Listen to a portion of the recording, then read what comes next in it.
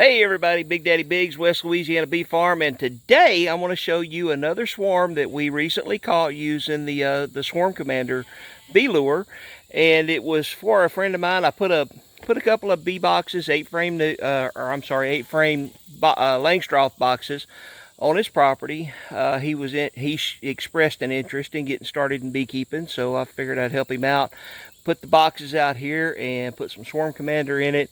And it took a little while this time. I mean, it doesn't usually take very long, but here it is, July the 4th, 2021. Happy Independence Day.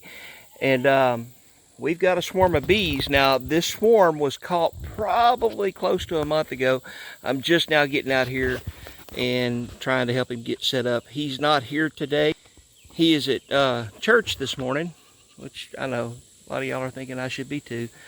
I did my church thing on Saturday. So, anywho, these are the boxes. They're probably, these are the highest swarm traps I've ever put in anywhere. I never put them up where I have to use a ladder to get to them. I always put them up about chest high where I can just pick them up and take them away. But anyway, 2 8-frame boxes, and I had him use actually I didn't even give him any swarm lure. I put some on a couple of cotton balls, and that little ball right there by the hole, that is a ball of beeswax, and I soaked it in the Swarm Commander. Kind of attracts them to the outside. You don't have to do that. Look at them, they're bringing in pollen. I'm not sure if you can see all that. It's July 4th and they're bringing in pollen. Cool deal. Just used a couple of boxes. The blue one I made myself. The top I made, and the bottom one is several years old. It's rotten through. You can see they've got a hole right there that they're going in and out of. They don't care. Anybody tells you that's a problem, it's not. So we're going to take that box. We're going to put it down here on the ground. I'll be back in a second to open it up and show you what's on the inside. Just standing here about 7 or 8 feet away from the box, I can hear them inside. So it's a pretty good swarm inside, I'm thinking. Let me get set up, be right back.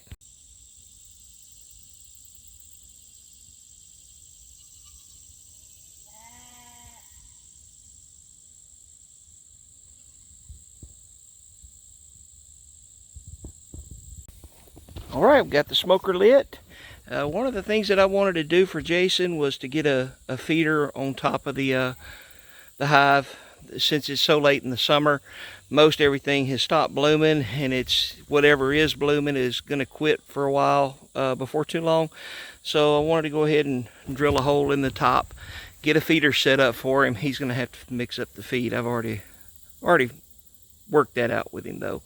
And what I'm about to do is I'm going to smoke that thing, and I'm going to get it down here on the ground and be right back in a second. Well, I gotta say, this was some awesome fun. The thing I feared the worst, or the most, is exactly what happened. I didn't walk around that hive and look and check things out. Apparently some of the honeysuckle or whatever that is growing, pepper vine had grown onto it. As I went to pull it off, it pulled tight and flipped it over, and I dropped the entire thing on the ground. This was the only piece of comb that broke off. I did not take the time putting it back together to spot the queen, but I got a feeling she's right there. So I'm going to leave the lid off for a little while. Maybe they'll smell what's going on. They won't if I keep smoking them, but they're one thing I did find out, they're not killer bees. Jason being so close to Texas, there was a concern that they could be Africanized a little bit. Even with all this, they're not really bouncing off of me too much. Haven't received a sting yet.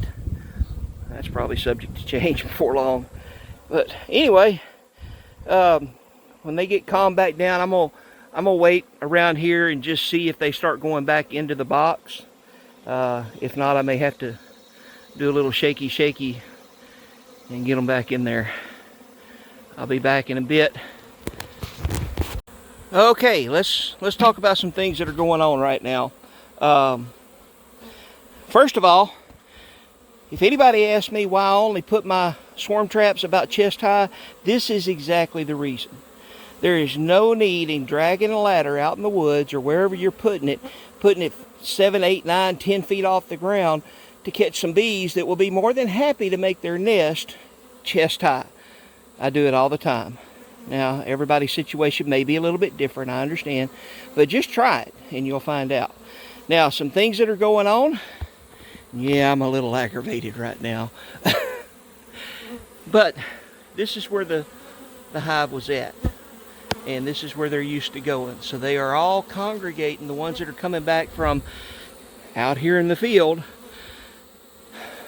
They're all coming back to the spot that they know.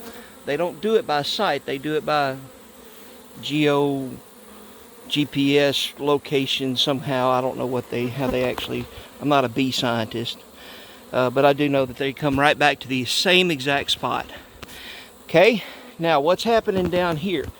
You will notice that a lot of these bees are sitting out here on the outside of the box, flapping their wings like crazy. What they're doing is they're releasing a pheromone because the box has moved and they're aware of the move. And they are already aware that they're going to have to reorient to this box.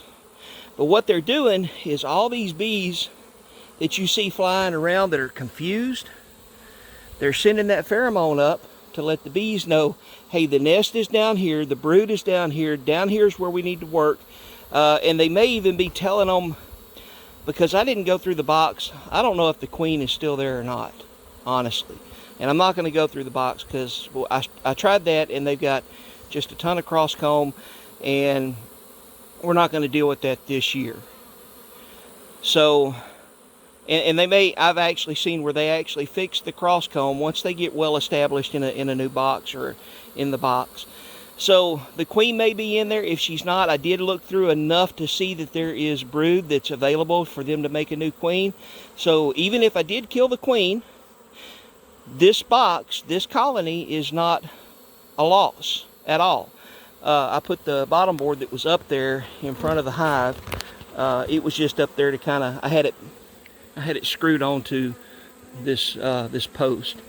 So I unscrewed it and it was just up there to kind of stabilize the hive. Now I've got the hive on the ground on some bricks, and as you'll see, they've kind of cleared off. I didn't shake it or anything, but they're kind of clearing off of this this bottom board. So I'm gonna let that continue to happen for a few more minutes. Let's talk about the feeder. I like these feeders. I can't remember the name of the place I get them from. It's not Barnyard Bees, but it is someplace in Georgia. I'll look it up and put the link in the description. But what you do, Jason, this is mostly for you, is you pop this yellow piece out, because once you put this lid on, it's pretty much there forever. And it's sealed. It has a rubber seal. You'll need to clean this out because it had sugar water in it that's kind of fermented in there and moldy and everything else. So kind of clean it out as best you can. Maybe a little Clorox water. Make sure you rinse it out perfectly well. Perfectly well, like that's a term. And you'll see that there's little holes all around the inside of this cap. That's where they get their feed. So after you fill it up with sugar water, you're going to put that cap back on. Okay? And you want to make sure that when you fill it up almost dang near to the top. That way when you push down the top, it actually pushes out the air. And then when you flip it over, like so, it creates tension on the top. And that's what keeps it from leaking off down into the hive. And the only thing that you do is, after you flip it up, one other thing. When you flip it up, some of it is going to leak out. Since you only have one hive, it's not really a problem. But a lot of it will leak out on the ground. just kind of away from the hive, like maybe when you're going out of your house or whatever. Just give it a good shake or two and then keep it upside down. You don't want to do that near the hive, get ants and other bees in the area over here. And then you want to put it just like that over that hole. They'll come up and they'll feed off of that sugar water. And if you'll keep that thing full from now until, say, the 1st of September, you'll have quite a bit of comb built in this box. Back off early September, because around the first week of October, last week of September, you want them to have eaten some of that down so that they can come back and fill that comb, backfill that comb with the goldenrod that's going to start blooming around the last week of September, first week of October. And that's kind of, I'm doing this, something like that. So I think that about covers it. If you have any questions, just put them like right down there in those comments, in that comment section down in the bottom. If you're on the Big Daddy Biggs blog, there's a comment section down there too. So y'all have a good day. Happy Independence Day. Do not forget what this day is about. And do not make it about something that it's not. Thank you. Have a good day. God bless. Be a blessing to God.